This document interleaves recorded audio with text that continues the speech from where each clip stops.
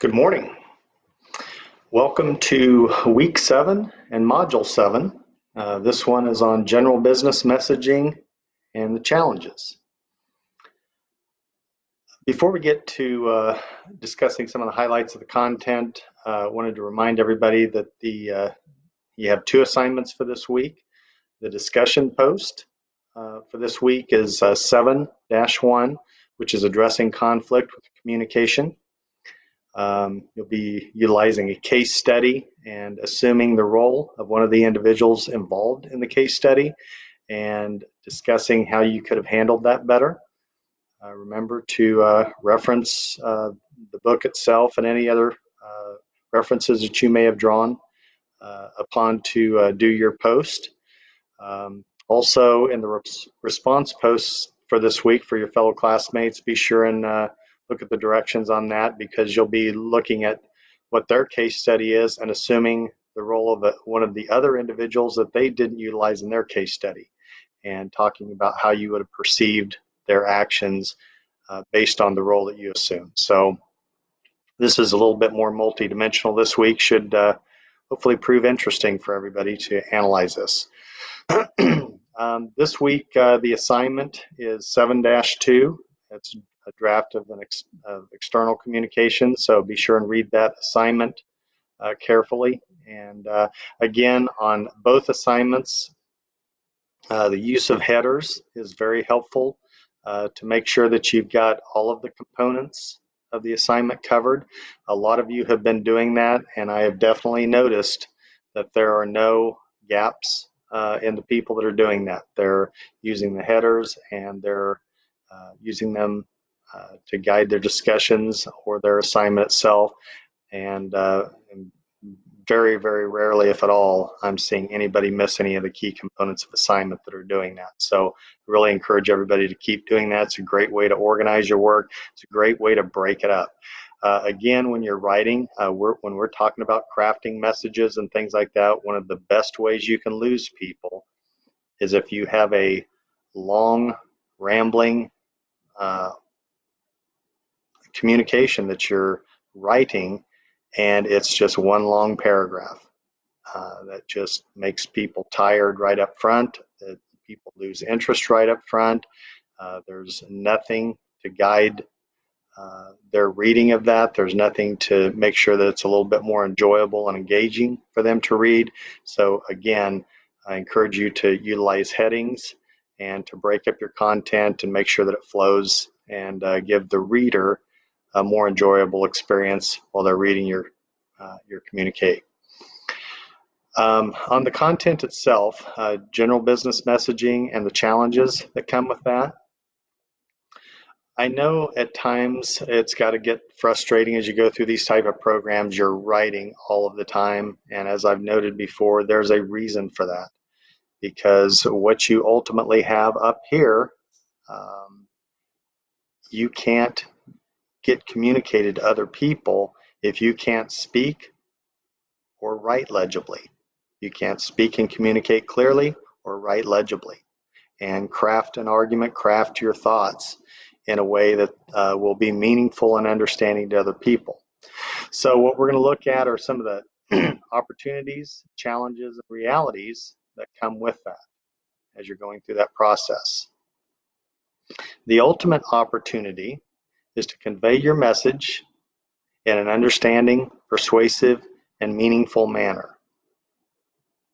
We all have to go out and persuade people. We all have to go out and sell people on agendas, on ways that we think things need to proceed, especially as managers.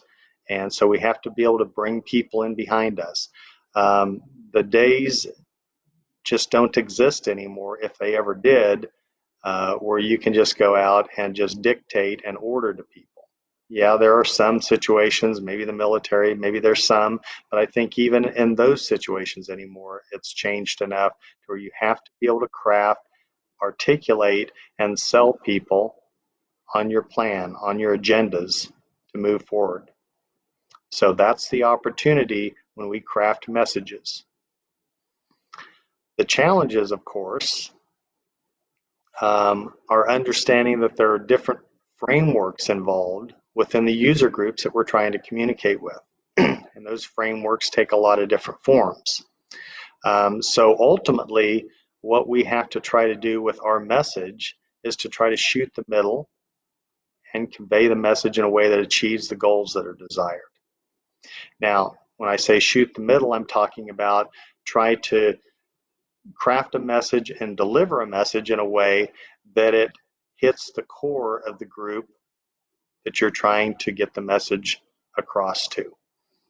And that can be difficult at times. So sometimes it may not be possible with one message, and you may need to craft multiple messages for multiple different audiences. And those different audiences and the reason that you have to craft multiple messages may have to do with demographics such as age, education, maybe the departments of the companies are just so vastly different that you really can't do a message for this company, this part of the company that's going to mean something or mean the same thing to this part of the company. If you take, for example, if you've got a manufacturing type business, you may need to craft a different type of message for the folks that work in the plant and the manufacturing sector and setting than the message that you would craft for folks that work in more of the professional occupations. Maybe that's not necessary, maybe it is. That's what you'll have to ascertain and try to assess. So, and the other side of it that can come into play too is the politics and the biases in an organizational community that you're trying to communicate with. You may be a CEO that's coming into a company or a manager that's coming into a company where maybe the professional and the white collar workforce has been treated more favorably than the folks on the line in the blue collar workforce. Well, the message that you craft for those two groups may be vastly different because you've got with the plant workers and the plant structure, you have baggage, you have negatives that have been in there, and so you're going to have to do more with your message to try to overcome those hurdles if you're new and you're following up in that type of a situation. So keep in mind that you always have to keep in mind the biases, the politics. There's any number of things that can impact how you need to craft and deliver your message. The realities that we face sometimes is you have to be able to write legibly and deliver a professional message. You have to understand that there's always a need, to some extent, to sell your agenda and your point of view. So as a manager, as a leader, as an executive, we're selling. We're constantly selling. We're selling our vision. We're selling our vision of the future. We're selling our operational plans or our leadership plans for the organization. And so we've got to be able to write legibly, and we've got to be able to communicate effectively and clearly. And if you can throw in a dose of charisma, that doesn't hurt either, if we have that tool to work with. So those are just some of the realities that we have to kind of face as we communicate professionally in organizations. And the fact is why this is so vitally important is because you've got to push yourself to write, communicate, and connect in an effective and professional manner. And a lot of the constraints that might exist on your career, a lot of constraints that might exist on your potential with your career will in many ways come down to how effectively you're able to write, communicate, and deliver a message. That's why this particular segment and this particular course is so vitally important. That's why I hope you'll all dig in and keep working hard on trying to do the best you can to learn these skills, because they'll serve you well all the way through your lives and careers. So that's enough on the topic for today. I hope all of you have a great week. And again, don't hesitate to reach out if I can help in any way. Thank you all and stay safe.